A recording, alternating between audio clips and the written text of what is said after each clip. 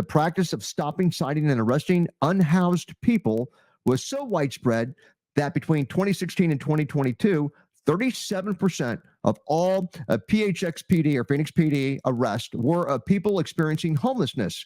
Many of these stops, citations, and arrests were unconstitutional. A federal court order has been insufficient to change these entrenched policing practices, so they're acting like it's systemic, right? In 2022, a court ordered the city of Phoenix to stop enforcing certain laws against unhoused people, seizing their property without notice and destroying property without an opportunity to collect it, unquote. Wow, sounds pretty bad, doesn't it? Now, purposely, according to our article, the DOJ left a previous lawsuit out of the summary by business owners that made the department enforce the laws involving the homelessness or the homeless. That lawsuit came because the department was not enforcing the laws and businesses were being destroyed because of it. The DOJ also failed to mention that the reason 37% of arrests were of those experiencing homelessness is because 911 calls dealing with the homelessness and the crimes being committed were one of the top calls for service during that time period. So the only other way to avoid it is just don't answer police calls for service, right? But think about what the DOJ said here. They praised and cited the lawsuit by the ACLU, quote, in 2022, a court ordered the city to stop enforcing certain laws, unquote. That should tell you all you need to know about the historic nature of the Phoenix investigation.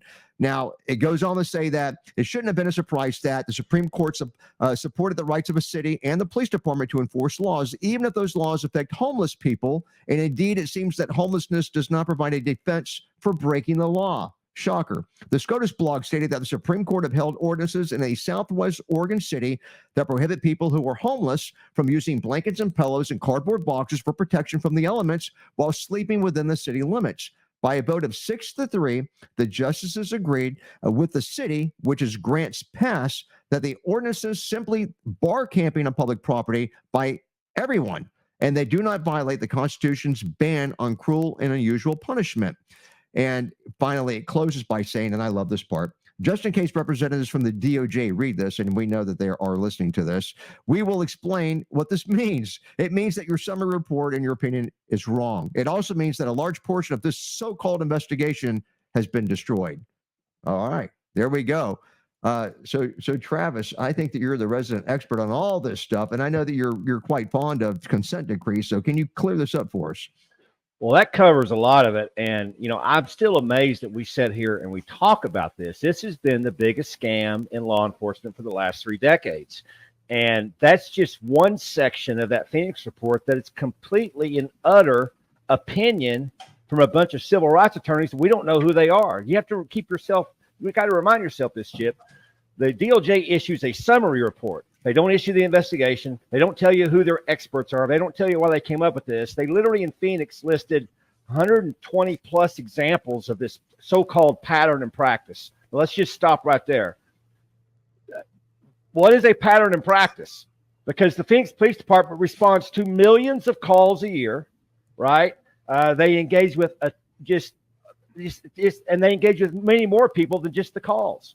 And they come up with 120 examples, and the vast majority of those examples are just like you just mentioned. They are either complete and outright lies, they're misrepresented, or they're taken out of context. Now, will there be a dozen or so real things that occurred? Probably. And you encounter millions and millions of people, there's going to be a few things that didn't go right. But the question isn't, did it not go right? The question is, what did the police department do about it when it didn't go right? Just like in Louisville, they found, now here's how the DOJ does this. This should tell you all you need to know about the investigation. They investigate the department. These departments volunteer it. They pay millions of dollars to help them because they know what they're going to do when they do it. And they come to the decision makers in the city. In Louisville, that was the mayor. It was a mayor form of government. And they said, hey, listen, we found some really bad stuff. You need to sign this agreement to let us enter in a consent decree. They sign it.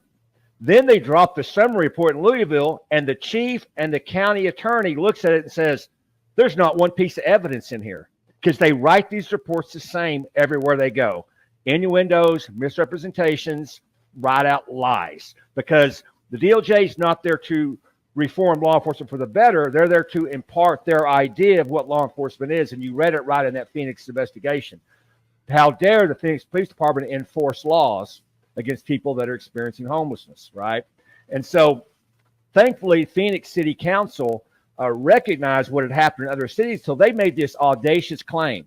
Hey, we'd like to read the report before we sign off on this. And DOJ says, no, that's all you need to know. So they held out. The DOJ drops this summary report. They made a big deal about it, national press conference. They said it was historic in nature because of the homelessness issue. And as the article points out, they completely take the whole thing out of context. And then ultimately, the Supreme Court comes out just the following week on a separate case that says, hey, here's an idea.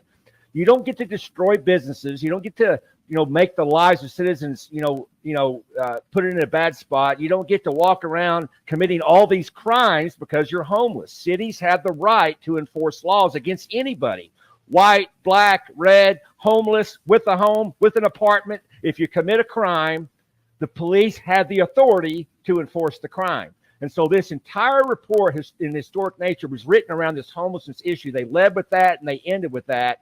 And there's the U.S. Supreme Court saying this is crazy. So there's a lot to uncover there in Phoenix. I hope the political leaders hold steadfast, because that's just one example of a myriad of just, by the way, Chip, before I get off here, what would happen if you did an affidavit or a search warrant and 10% of that was a lie? The DOJ would throw you in prison. I'd be history. Yeah. That's right. Now, I'm going to tell you that 90% of that report is an outright lie or misrepresentation. And I'm sure there'll be some analysis later on that, because that's just a few examples of what they've done there.